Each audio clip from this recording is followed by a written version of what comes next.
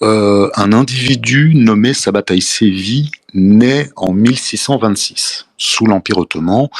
Nous sommes à Smyrne, l'actuel Izmir en Turquie, pour ceux qui connaissent, sur les bords de la mer Égée, parce qu'il est quelqu'un de spécial, de charismatique. On verra par la suite qu'il est extrêmement charismatique, c'est très important, c'est quelque chose qui revient tout le temps, c'est un beau parleur. Bref, sa famille l'oriente vers une formation de rabbin qu'il termine avec succès et il s'intéresse par la suite à la Kabbale. C'est la tradition ésotérique du judaïsme qui trouve source dans les courants mystiques du judaïsme synagogal antique, dont il en devient une figure historique importante, je dirais même très, voire très, très importante. Donc après tout ce cursus et cet apprentissage, il commence à croire qu'il est le Messie. À partir de là, il regroupe quelques fidèles qui croient en lui. Je rappelle que les gens qui se croient Messie, c'est quelque chose de très courant dans l'histoire et que c'est pas nouveau. Sauf que là, c'est un peu spécial et vous allez le voir. À partir de là, donc des fidèles se retrouvent autour de lui. Mais en 1665, le nombre d'adeptes est en nette augmentation. C'est à ce moment qu'apparaît un prophète du nom de Nathan de Gaza. Et c'est avec la synergie de ces deux individus qu'un mouvement apparaît, mouvement qui va exploser, s'agrandir, d'abord à Jérusalem, puis au Caire, puis Izmir, Istanbul et par la suite Édirne, Andrinople, qui est à l'extrême ouest de la Turquie actuelle, qui fait frontière avec la Grèce. C'est-à-dire c'est la partie européenne de la Turquie. Mais de manière anormale, c'est-à-dire que ce mouvement grandit de manière anormale dans un laps de temps extrêmement bref. Ça, c'est important de le signaler. Ce que j'entends par bref, c'est moins d'un an. C'est ce qui est perçu comme un miracle dans les années 1660. Donc il n'y a ni télévision, ni la radio, ni Internet, ni Twitter à l'époque. Les informations, elles se diffusent à une vitesse folle malgré ça. Je vous parle même carrément de Moscou, Londres, Amsterdam, Livourne en Toscane, jusqu'au Nouveau Monde, c'est-à-dire jusqu'à Boston. Donc on apprend qu'entre 1665 et 1666, tout cela se diffuse à une vitesse grand V, et ainsi cette croyance, elle devient un grand mouvement, un mouvement d'une grande importance du jour au lendemain. Du jour au lendemain, c'est-à-dire en l'espace d'une année, à peine. Alors, juste qui est ce Nathan de Gaza? Je viens de vous dire que c'est un prophète, autoproclamé, lui aussi, comme notre Messie Sabbatai Sevi. On l'appelle aussi Nathan Ashkenazi, c'est un théologien juif qui est né à Jérusalem en 1643 et qui est mort en 1680 à Skopje, en Macédoine. Comme je vous l'ai dit précédemment, il est connu pour avoir été le prophète de notre faux messie Sabbatai Sevi, Nathan Benjamin ben Elisha Chaim Ashkenazi, né d'un père venu d'Allemagne ou de Pologne. Donc, il est né à Jérusalem, mais d'un père qui vient d'Allemagne ou de Pologne. Ça aussi, c'est important de voir le côté cosmopolite de toutes ces histoires déjà à cette époque. Donc, je le répète, il naît à Jérusalem en 1643 et fait connaître Sabbatai Sevi aux importantes communautés juives européennes en leur adressant de Palestine des lettres circulaires. Puis il se rend dans les principales villes d'Europe, d'Afrique et d'Inde pour finalement retourner en Palestine. 3 continents, je vous précise, on est dans les années 1640, voilà, Europe, Afrique et Inde. C'est-à-dire qu'il va en TGV le bonhomme. Je n'en dis pas plus pour le moment, je reviendrai un peu plus tard sur Nathan de Gaza. Lorsque nous parlons du mouvement sabbatéen, nous parlons peut-être du plus grand mouvement messianique de l'histoire juive, sorte de messianisme politico-social, je vais développer donc une fois que le mouvement commence à prendre de l'ampleur, le sultan de l'époque, Mehmed IV, le vizir et les autorités ottomanes décident d'intervenir. D'ailleurs, les autorités européennes de l'époque s'en mêlent aussi. Pourquoi? Parce qu'un si grand mouvement messianique qui apparaît du jour au lendemain et grandit à cette vitesse en moins d'un an, c'est considéré par tous les pouvoirs de l'époque comme une menace, un danger. Il y a quelque chose qui cloche. Donc à partir de là, Sabbatai est arrêté, on le condamne, ça ne suffit pas, et finalement, à Edirne, Andrinople en français, il est convoqué par le sultan lui-même, en présence d'un personnage qui s'appelle Vani Mehmed Efendi. il est jugé, et puis en gros, il ressort de cette forme parce que c'est une forme de négociation, c'est pas vraiment un tribunal. Donc il sort de cette négociation qui va sortir de là vivant ou converti à l'islam, c'est-à-dire mort ou vivant, quoi. En fait, si vivant, donc c'est à la condition d'être converti à l'islam. Bien sûr, il déclare qu'il n'est pas le Messie et il décide de devenir musulman pour éviter la mort, ce qui crée une déception monumentale chez ses fidèles, qui se détournent pour la plupart de ce mouvement en se disant que par le passé, voilà, il y a eu beaucoup d'autres faux messies qui sont apparus et que celui-ci c'en est un de plus. Donc tous ces fidèles d'Europe et du périmètre européen le quittent en fait, ottoman le quittent. Donc à partir de là, c'est un mouvement qui a grandi du jour au lendemain et qui se dégonfle du jour au lendemain. Donc c'est assez intéressant comme processus historique, c'est assez unique, hein, quelque part aussi. Bon, ça existe aussi à travers l'histoire, mais là, c'est très spécial. Alors, si on revient, on va revenir juste à Nathan de Gaza. Je vais faire des fois des histoires qu'on s'endorme pas. Je vais des fois faire des espèces voilà. Je pars d'un sujet, je reviens à un autre et tout. On reviendra ensuite sur cette question des Sabbatiens. Alors, Nathan de Gaza, le faux prophète, donc qui, même après l'apostasie de Sabbatai Sévi, lui, il déserte pas sa cause, mais il trouve pas très prudent de séjourner plus longtemps en Palestine. Il prévoit de se rendre à Smyrne.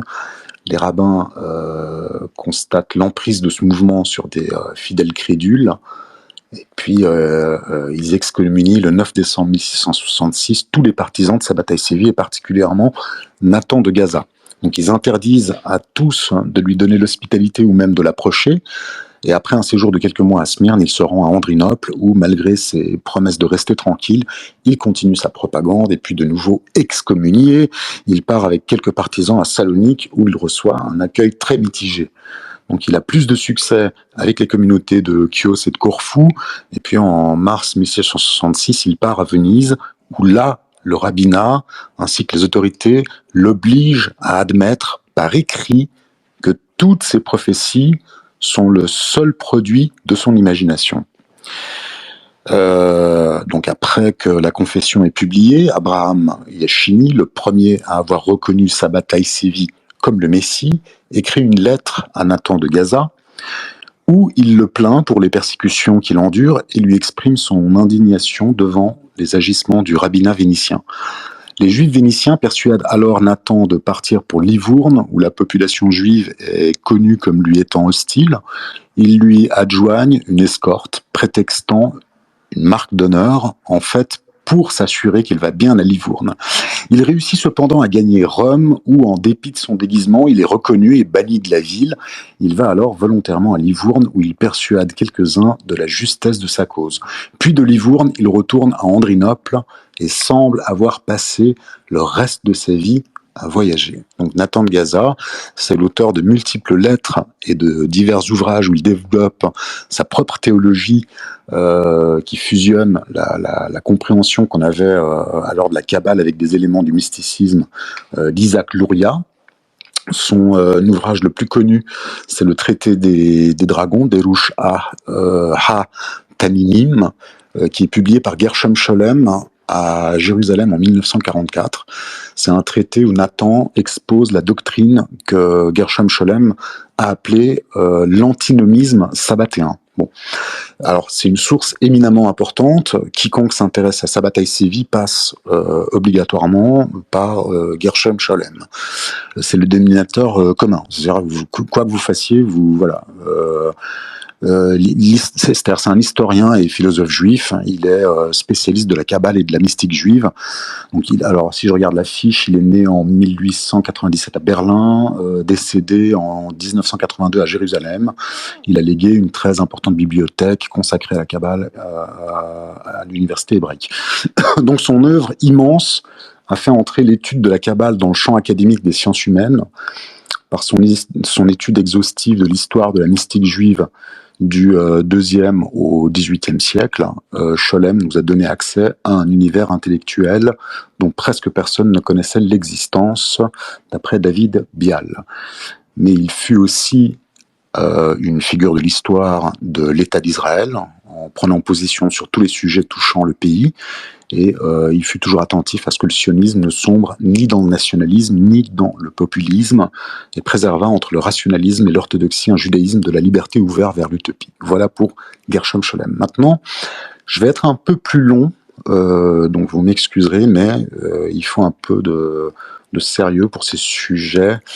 Alors, je peux pas tomber dans le kitsch ringard qu'on retrouve sur Internet ici et là, Illuminati, satanisme, etc., même si tout est lié de toute manière, au sens cosmopolite, hein. Plutôt que d'inventer des narrations, voilà, il faudrait plutôt se contenter de déconstruire pour comprendre. Donc, je vais être un peu long sur ce passage, mais je le trouve important. Il va nous permettre de comprendre, comment dire, le cerveau de Nathan de Gaza et un peu de toutes ces idées en fait qui sont en ébullition à cette époque-là. Donc Nathan de Gaza, c'est l'auteur supposé de l'ouvrage anonyme Hemdat Yamim, qui traite de la pratique des rites du judaïsme et de la prière. Cet ouvrage, il est organisé en 3 parties. La seconde est suivie par un petit traité kabbalistique, Hadret Kodesh, qui est relatif à la Genèse. Cet ouvrage est complété par Ozar Nehmad. Il écrit aussi Peri Ez Hadar, un recueil de prières de tout Bishvat, et Tikkun Keliah, un ouvrage sur les doctrines de Sabbatai Sevi. Bon, ici j'ouvre 2 petites parenthèses. Premièrement, qui est Isaac Luria, dont je vais parler maintenant. Alors Isaac Ashkenazi Luria est né en 1534 à Jérusalem et mort en 1572 à Safed. C'est un rabbin et kabbaliste considéré comme le penseur le plus profond du mysticisme juif, parmi les plus grands et les plus célèbres, et le fondateur de l'école kabbalistique de Safed.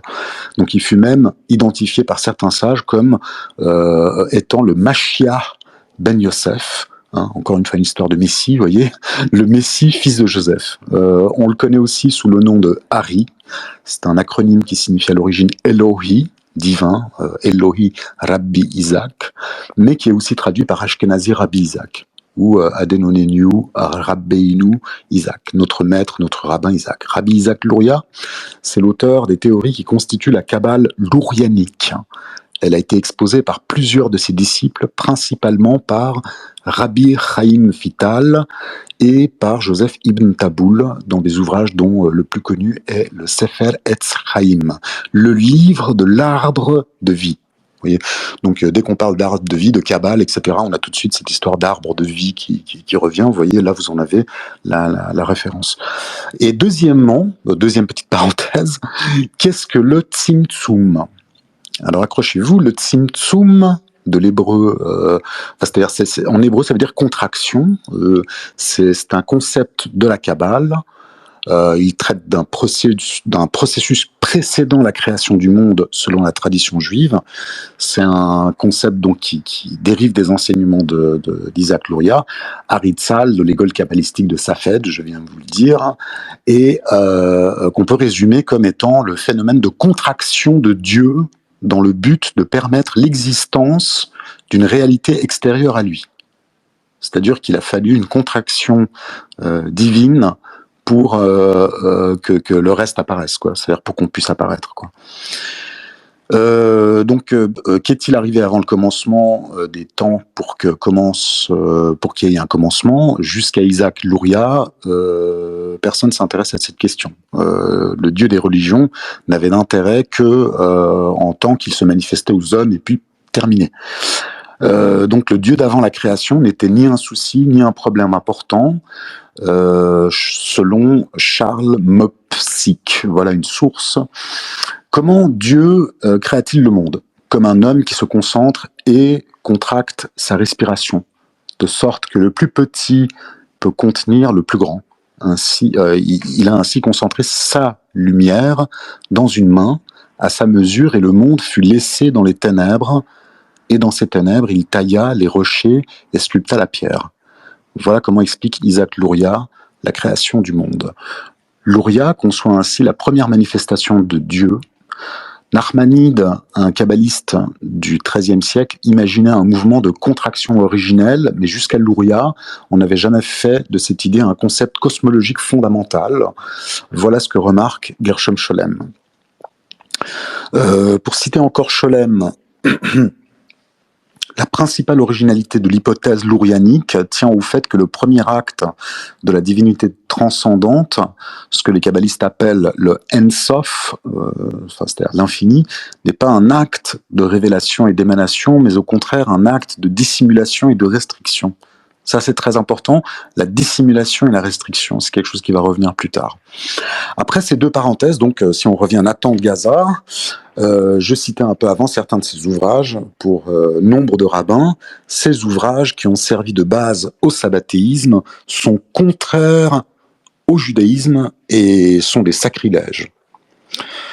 Le Ein Sof, qui est l'infini, la transcendance divine, comprenait deux aspects, le jugement et la miséricorde.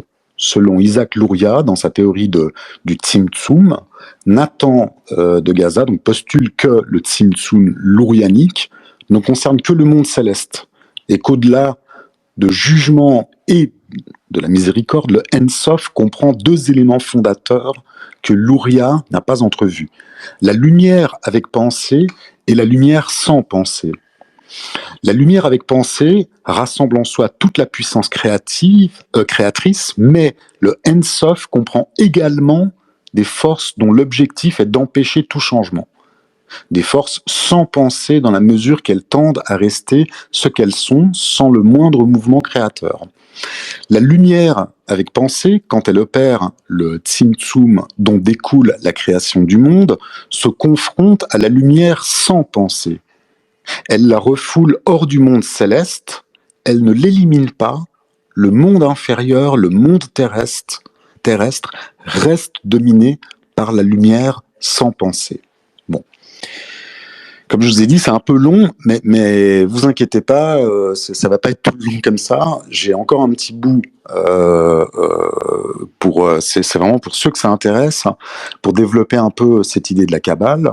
Alors, elle n'est pas mauvaise en elle-même, mais revêt cette apparence parce qu'elle est opposée à tout ce qui n'est le Ein Sof, et donc constituée de telle façon qu'elle détruit les structures produites par la lumière avec pensée. La lumière sans pensée élabore ses propres structures. Ce sont les mondes démoniaques des kélipotes dont la seule vocation est de détruire ce que la lumière avec pensée a façonné. Donc pour que la création du monde s'accomplisse entièrement, il faut donc, selon Nathan de Gaza, que le Messie surgisse dans le monde inférieur afin d'opérer le second Tzimtzum qui, du bas vers le haut, neutralisera l'action destructrice de la lumière sans pensée. Le Messie représente quelque chose d'absolument nouveau. Il détient une autorité qui n'est soumise à aucune loi humaine, pas même à la loi issue de la Torah pour Nathan de Gaza.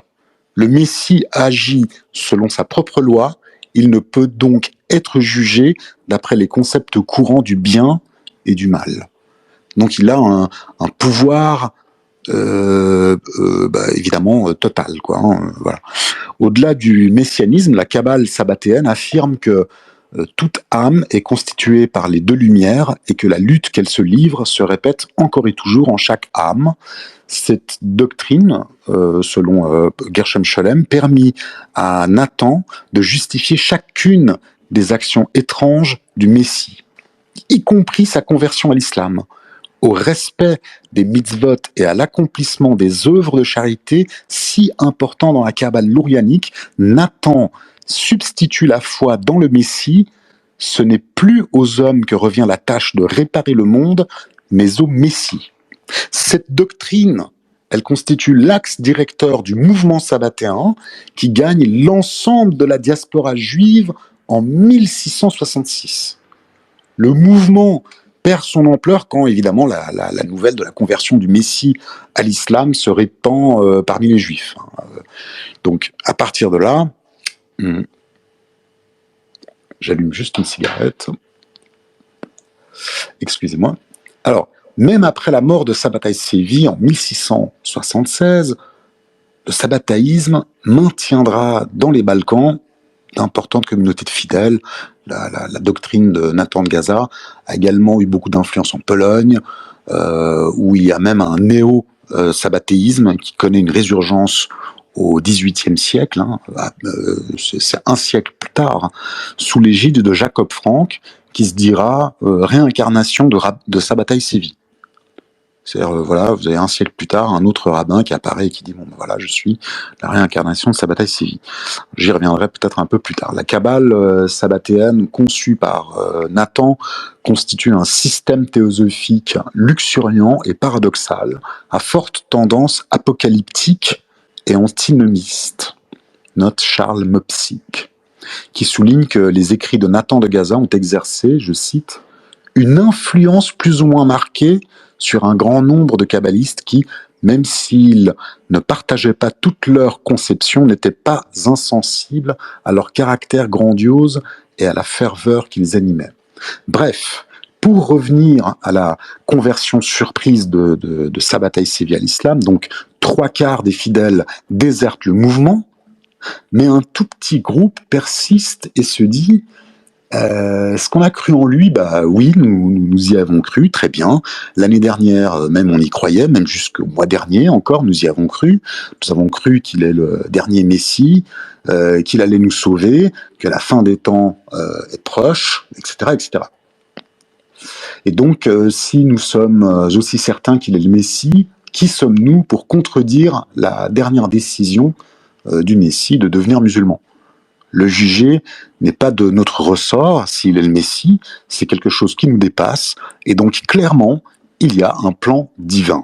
À partir de là, ils se disent qu'il faut exécuter ce que demande le Messie. Bref, on peut se dire que plutôt que de vivre dans la déception, une petite minorité, un groupuscule a décidé de continuer à suivre Sabbatai Sévi. Ce groupe sectaire s'est perpétué, bien que divisé en plusieurs groupes, ce courant s'est maintenu dans le temps, a survécu jusqu'aujourd'hui. Bon, j'y reviendrai plus tard.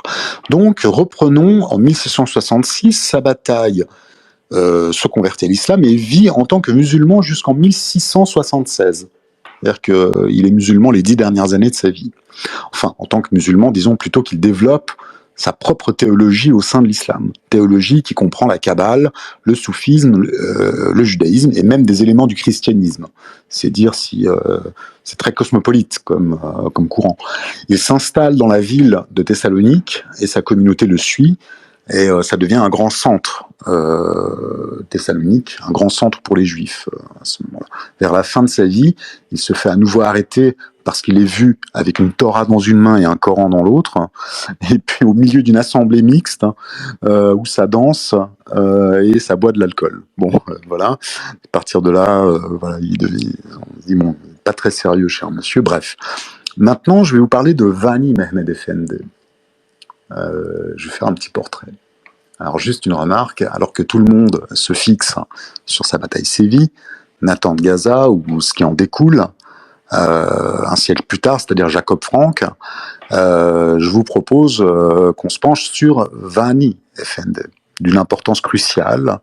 Vani Mehmed Efendi, c'est celui qui a converti Sabbatai Sévi à l'islam. Alors, on ne connaît pas sa date de naissance, mais nous savons qu'il est né à Van, au sud-est de la Turquie actuelle, qu'il est d'origine kurde.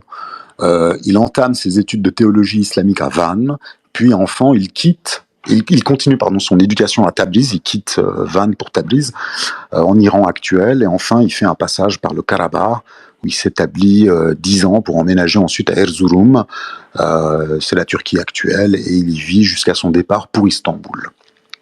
À Erzurum, c'est l'est de la Turquie actuelle, frontière pas loin de la frontière iranienne. À Erzurum, il exerce l'activité de prédicateur. Il est par ailleurs apprécié par les autorités locales, qui lui font savoir en 1659, notamment par le gouverneur de sa province, qui par la suite va garder et se retrouver, il va grader et se retrouver à la capitale de l'Empire, à Istanbul, où il va inviter Vani Mehmed Efendi, qui fera la connaissance du sultan de l'époque, Mehmet IV, qu'il appréciera également et lui fera des faveurs, j'y reviendrai plus tard. Lors du deuxième siège de Vienne en 1683, il est rapporté que Vani Efendi a brillamment motivé les troupes. La défaite et le retour des troupes a suscité une certaine gêne populaire, puisque de base, l'opinion populaire était qu'il était inutile de refaire un siège à Vienne. Vani Mehmed Efendi étant l'un des instigateurs de cette action militaire, malgré le fait qu'il soit apprécié par le sultan Mehmed IV, qui le voit même presque comme un bras droit, celui-ci est contraint de l'envoyer à Boussa en exil pour calmer l'opinion publique. Cet événement va le marquer profondément et il va mourir peu de temps plus tard, en 1685. Disqualifié par la défaite de ses armées devant Vienne en 1683, Mehmed IV, le sultan de l'époque, n'avait guère retenu l'intérêt des historiens. Il n'est pas très très connu des historiens, mais la période de crise que traverse l'Empire au XVIIe siècle forme la toile de fond des entreprises religieuses du souverain. La déstabilisation sociale et économique, ainsi que les luttes des factions dans l'entourage des sultans ont favorisé l'ascension des Qadızadeli, les Qadızade, courant rigoriste apparu à la fin du siècle précédent avec le prédicateur Birgevi Mehmet Efendi. L'impulsion est donnée par l'adhésion de l'entourage du Mehmet IV, sa mère Hatice Turhan Sultan, son grand vizir Fazıl Ahmet Pacha. Donc il est à la piété rigoriste promue par les Qadızadeli, dont les prédicateurs militent en faveur d'un islam purifié. Vani Mehmed Efendi, leader du mouvement, devient le conseiller spirituel du sultan carrément, lequel reprend à son compte l'une des prérogatives majeures du pouvoir en islam, enjoindre le bien et interdire le mal. Donc le mal est représenté par les ordres soufis accusés d'innovation blâmable et frappés de mesures répressives, mais aussi par les instruments de musique ou les tavernes, ce qui pénalise complètement les chrétiens. Donc on a des interdictions de tavernes, de musique, etc. Bref, rappelons qu'en 1660, la capitale impériale est ravagée par un grand incendie. Hatice Turhan, profitant des destructions du feu, reprend le chantier d'une mosquée dans le quartier portuaire des Minenus, chantier commencé en 1597 par la mort de Mehmed III et abandonné peu après. À cette fin, la sultane mère fait expulser du quartier les juifs qui y résidaient. La mosquée neuve Yeni Jami, ou mosquée de la sultane mère, Valide Sultan Jami, dans le quartier des Minenus, inaugurée en 1665, est le résultat de ces travaux. Ici, il faut établir un lien entre cette mesure d'expulsion, l'expropriation dont sont victimes plusieurs communautés juives de la capitale, après la destruction de leur synagogue durant l'incendie, et à la place, on y fait construire une deuxième vague d'expropriation qui touche les chrétiens, l'incendie ayant détruit plus de la moitié des églises d'Istanbul. Donc une douzaine d'entre elles sont confisquées avec l'assentiment du tribunal de la charia. Ici et là, les habitants musulmans s'efforcent d'évincer les juifs et chrétiens de leur voisinage avec l'autorisation expresse du Sheikhul Islam, le haut dignitaire religieux qui assiste le sultan dans ses décisions. Donc il faut voir dans ces éléments convergents une volonté cohérente d'islamisation d'Istanbul et un changement d'attitude des musulmans ottomans à l'égard des juifs et des chrétiens. Cette entreprise s'accorde aussi avec un raidissement sur les valeurs islamiques qui coïncide avec l'affaire Sabataï Sevi, le Messie proclamé.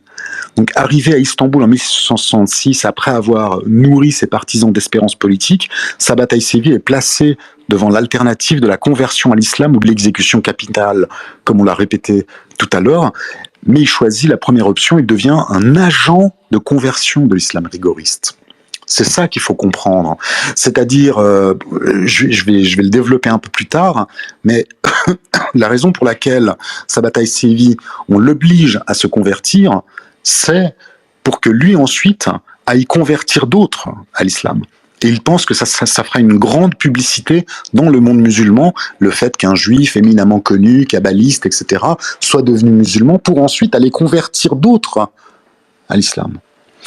Donc, on va s'éloigner de la cour ottomane et puis on va observer le lien entre conquête et conversion religieuse. Mehmed IV séjourne la plupart du temps à Edirne. C'est un infatigable chasseur, il est connu pour ça, on l'appelle Mehmed IV le chasseur, fervent guerrier et combattant de la foi, imitateur du prophète de l'islam.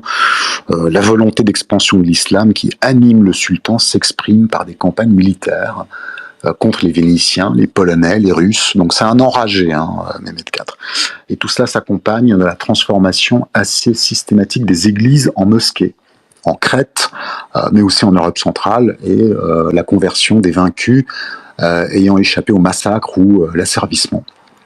Les déplacements du sultan, qu'il s'agisse de ses grandes expéditions de chasse ou de ses campagnes militaires, sont autant d'occasions de convertir des centaines d'hommes et de femmes rencontrés en route.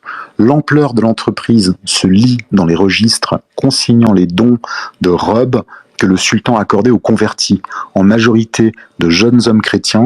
Le statut du nouveau sultan, codifié en 1676, fixe les étapes de la procédure de conversion volontaire. La défaite de l'armée ottomane devant Vienne marque la fin des ambitions guerrières du sultan Mehmed IV, inspirateur de cette campagne de conquête, Vani Mehmed Efendi, n'est-ce pas, celui qui a converti sa bataille Sévi à l'islam, est envoyé en exil. Les soufis Mevlevi regagnent en influence, discrédité par l'échec. Le sultan est écarté au profit de son jeune frère Suleiman et sa réputation de ghazi tombe dans l'oubli. Bon. Celui qui est considéré comme le tout premier nationaliste turc par les fondateurs de la République de Turquie, de la Turquie moderne en 1923, c'est justement ce Vani Mehmed Efendi. C'est-à-dire celui qui a converti sa bataille Sévi à l'islam et qui lui aurait enseigné l'islam version express. On se demande finalement si c'est pas sa bataille Sévi qui aurait enseigné la Kabbale à Vani Mehmed Efendi. C'est un débat en Turquie, un débat sans fin. Question que se posent de nombreux historiens, même le soir à des heures très tardives sur les chaînes de télévision turques, je peux vous ressortir des débats sans fin sur ces questions-là.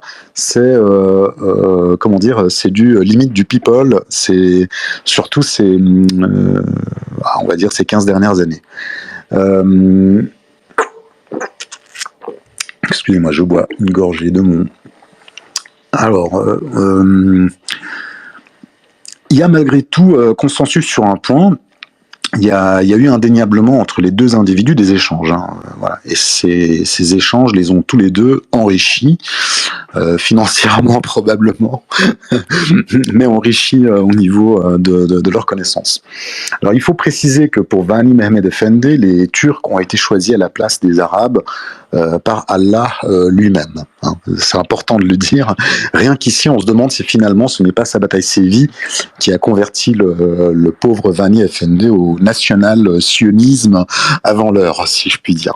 Si Vani Efendi, d'origine kurde au passage, je l'ai dit tout à l'heure, je crois, est considéré comme le premier prototype nationaliste turc, il faut tout de même rappeler que sa bataille Sévi est considéré comme le premier prototype sioniste et qu'il est certain que chacun d'eux a été maître ou élève de chacun d'eux, à tour de rôle, durant leur échange. C'est une certitude. Ils se sont connus pendant des années. L'un a enseigné des choses à l'autre, et l'a influencé sur un certain nombre de choses, et l'autre, pareil. Bon. Alors, j'y reviendrai un peu là-dessus, vous allez voir. J'ai eu du mal à trouver des informations fiables sur Vani Efendi. En général, comme il vient du mouvement rigoriste des Qadrzadeh, il nous est présenté comme un anti-soufi, un anti-mystique, mais c'est quelqu'un de millénariste, version islam. Il croit à la fin des temps, il a même des côtés mystiques et messianiques. Voilà, je vais le répéter, mais les monothéismes sont de facto messianiques, et pour les trois monothéismes, nous nous dirigeons vers l'apocalypse, la fin des temps, etc. Dans les années 1600, ces idées millénaristes sont très courantes. C'est une période où il y a des prophètes, des prophéties, qui sont publiées par par dizaines et dizaines en Europe, notamment à Londres. Donc ça se fait un peu partout, et on est comme dans une hystérie générale, à en croire les historiens qui décrivent cette période trouble, qui est aussi ponctuée par des incendies, de très graves incendies, des bibliothèques qui brûlent, etc. Et qui sont perçus par les prédicateurs comme des signes avant-coureurs de la fin des temps. On voit ça chez nombre de chrétiens, notamment les protestants, mais bien sûr, et aussi chez les juifs, donc notre sujet de ce soir. Mais aussi et surtout, de plus en plus chez les musulmans, à cette époque-là aussi. Notamment le siège de Vienne sous Mehmed IV, c'est un marqueur fort, puisqu'il nous montre que le sultan aussi est imbriqué dans ces interprétations messianiques qui excitent un peu tout le monde à cette époque. Donc, pour faire simple, tout le monde était messianiste au XVIIe siècle, pour faire court, à tel point que même le sultan se lance dans des conquêtes complètement inutiles, qui l'obligent d'ailleurs à se justifier, comme je l'ai dit tout à l'heure, auprès de tout le monde. C'est que dans son entourage, certainement, enfin, comment dire, la superstition règne totalement dans son entourage. C'est une voilà. Tout le monde regarde en termes de signes et de superstitions à cette époque-là. Pour revenir sur celui qui a converti sa bataille en musulman, il est en lien direct donc avec sa bataille lui-même, puisque celui-ci, une fois converti à l'islam, va vivre quelque temps dans la cour du sultan, afin que Vani Mehmed Efendi le forme à l'islam, lui enseigne l'islam. À partir de là, sa bataille va devenir Aziz Mehmed Efendi, et il va s'habiller différemment, il va porter le fez, etc. Et petite digression, donc je cite ici Vani Mehmed Efendi, mais sa bataille sévie devient Aziz Mehmed Efendi, Sultan Mehmed IV, le prophète Muhammad, parce que Mehmed c'est l'extension de Muhammad, mais version turque, et puis en hébreu vous avez Ehmet, qui veut dire vérité. Donc en fait vous avez du Mehmet et du Muhammad partout. C'est-à-dire que c'est un titre honorifique qui montre l'importance du personnage qu'a sa bataille sévie. Il n'a pas choisi Hassan, Hussein, Ali. Il a choisi Mehmed. Attention, Mohammed. Hein. Donc, titre honorifique qui montre l'importance du personnage qu'est sa bataille sévie, surtout à partir de sa conversion. C'est-à-dire qu'Aziz veut dire saint. Au passage aussi. Une manière de valider son côté mystique. Et puis, vous avez le titre honorifique Effendi. Donc, Aziz, Saint, Muhammad, Effendi. Attention, Seigneur. Hein, Effendi, c'est Seigneur. Bref, je ferme la parenthèse. Maintenant, ce qu'il faut absolument comprendre, c'est que le sultan pense qu'en convertissant sa bataille, ils vont pouvoir l'utiliser en tant que missionnaire pour convertir des juifs en musulmans et par effet de ricochet des chrétiens en musulmans. Pour dire, voyez, regardez, d'éminents juifs très haut placés deviennent musulmans du jour au lendemain, etc., etc. Bon, point crucial et important. On peut se demander pourquoi Vani Efendi considère que les juifs et les turcs ont les mêmes ancêtres. Parce que oui, hein, voilà, il revendique cette idée. Voilà. C'est-à-dire que les juifs et les turcs ont les mêmes ancêtres. Alors c'est ce qu'il pense. Il pense que juifs et turcs viennent du même groupe. Est-ce que cette thèse serait-elle inspirée de sa bataille sévie ? Il n'y a pas assez d'études pour le moment afin d'établir ça précisément, mais par contre, pour résumer, Vani Efendi a voulu convertir le plus possible parce qu'il était convaincu, je veux dire, par des idées millénaristes, d'une part, ça c'est une chose, mais il pense que les Turcs auront un rôle dans l'arrivée de cette fin du monde, de cet apocalypse, de cette fin des temps. Pour lui, c'est dur comme c'est noir sur blanc, c'est comme ça, c'est écrit. Et il est logique qu'il ait pensé comme cela, parce qu'à cette époque, au XVIIe, l'Empire ottoman est un empire mondial, donc une superpuissance, enfin la superpuissance du monde à ce moment-là. Et pour appuyer son point de vue, en fait, il va chercher dans un verset du Coran qui dit que si vous ne vous battez pas, Dieu vous remplacera par une autre tribu. Donc il prétend que ce verset concerne les Arabes qui n'ont pas voulu se battre contre Byzance, les chrétiens, et par la suite ce sont les Turcs qui l'ont réalisé, qui se sont battus contre les chrétiens, notamment par la prise de Constantinople, 1453, c'est-à-dire un siècle avant. Bref, ce peuple qui n'est pas allé se battre s'est fait remplacer par un autre peuple, les Turcs. À partir de là, il développe une autre thèse qui puise de nouveau dans le Coran. Il parle de Dhul-Qarnayn, personnage à cornes mentionné dans la 18e sourate Al-Kahf, la caverne, personnage qui est confronté à Gog et Magog. Bref, il défend la thèse que ce personnage bicornu est Uruz Khan, qui est l'ancêtre des Turcs dans la mythologie turque et altaï. Personnage emblématique qui porte, attention, une couronne à cornes. Voilà, c'est-à-dire qu'on fait les liens aussi facilement. Hein. Voilà, il a une couronne à cornes. Voilà, donc c'est Dulkarnain qu'on retrouve dans le Coran. Oui. Donc il s'arrête pas là. À partir de là, il remonte avec des hadiths à des généalogies qui lui font dire que les Turcs sont le peuple qui s'est mélangé aux Juifs originels. Je vais pas développer beaucoup plus parce qu'il me faudrait beaucoup de temps pour développer ça, mais en tout cas c'est passionnant. Quand je l'ai découvert, c'était comment dire, il a toute une méthodologie autour de ça. C'est pas juste 2-3 arguments. C'est-à-dire il en fait réellement des traités, en fait, carrément, quoi. Voilà. Alors, ce que j'aimerais dire avant tout, avant de donner la parole aux auditeurs qui souhaitent s'exprimer, c'est que je constate une tendance quasi systématique lorsque l'on aborde ces questions, d'aller chercher dans le point de vue conspirationniste simplet, qui est de trouver le bouc émissaire à tous les maux à tous les maux du monde. Cette perspective n'est pas sans fondement. Elle a aussi ses raisons, mais en fait, elle est incomplète. Elle est même très incomplète. Je dirais même très très incomplète. Ainsi, plutôt que de poser une narration hollywoodienne en désignant les Sabbatéens et plus largement les Juifs comme responsables de toute la misère du monde, je pense qu'il est plus réaliste de chercher par soi-même et de se faire sa propre idée sur la question. Mais je peux m'empêcher de vous renvoyer aux dernières années de l'Empire ottoman, notamment sur le fait que tel ou tel acteur de cette époque n'est pas inconnu ou secrètement sabbatéen, si je puis dire. Tout le monde connaît tout le monde. Et autant il y a des acteurs de la révolution progressiste turque d'origine sabbatéenne, autant vous avez d'acteurs ouvertement juifs, ouvertement, et des Arméniens, etc. C'est-à-dire qu'être sabbatéen ne constitue pas quelque chose d'ultra spécial, d'exceptionnel en soi. C'est simplement le signe d'une appartenance familiale à une communauté restreinte, relativement influente, mais surtout très riche, et ayant des liens avec les acteurs occidentaux de tous bords.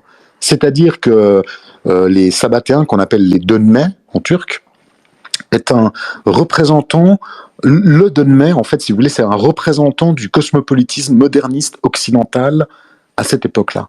Si on étudie un peu les théories conspirationnistes turques, il y a des chercheurs qui se disent indépendants, d'autres chercheurs ou penseurs, les intellectuels de l'islam politique et de la gauche turque. Le dénominateur commun, c'est qu'il y a une communauté sabbatéenne divisée en 3 grands groupes, formés au lendemain de la mort de Sabbatai, groupes issus de guerres de clans, sur qui est l'héritier légitime du Messie. Bref, les Karakash, les Kapan et les Yacoubi.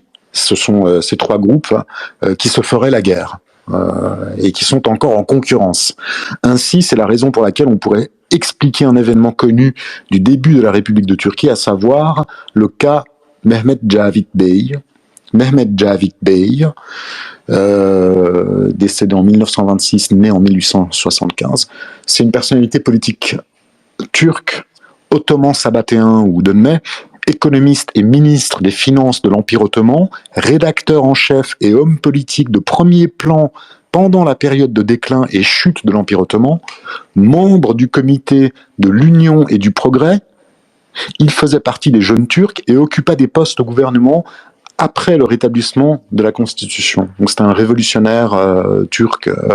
Voilà. Mehmet Javid Bey est un descendant direct de Baruchia Russo, qui est le successeur de Sabbatai Sevi. Il fut membre de la franc-maçonnerie. Il a été initié dans la loge Macedonia Dirilde ou Macedonia Risorta d'Istanbul sous juridiction du Grand Orient d'Italie pour devenir par la suite, de 1916 à 1918, grand maître de la Grande Loge de Turquie. Il est aussi connu pour être le leader du groupe Karakashi. Voilà, je vous ai cité 3 groupes, les Karakash, les Kapan et les Yacoubi. Vous n'avez rien là-dessus dans dans la sphère francophone. Hein. C'est tout en turc ou en anglais. En français, il n'y a rien. Les gens font tout et n'importe quoi. Ils vous prennent du Sabbatai Sevi. Ils en font un grand sataniste, etc., etc. Bon, bref. Alors, dans les années 20, pour revenir à Mehmet Javid Bey, dans les années 20, alors que Mustafa Kemal, le fondateur de la Turquie, cumulait de plus en plus tous les pouvoirs, une partie des républicains, dont Mehmet Nazım, commencèrent à prendre leur distance avec lui, et Atatürk, le père fondateur de la Turquie moderne, répliqua en les accusant de trahison. En 1926, Mehmet Nazım, Mehmet Cavit et plusieurs autres furent exécutés par pendaison pour leur participation présumée à une tentative d'assassinat contre Atatürk à Izmir.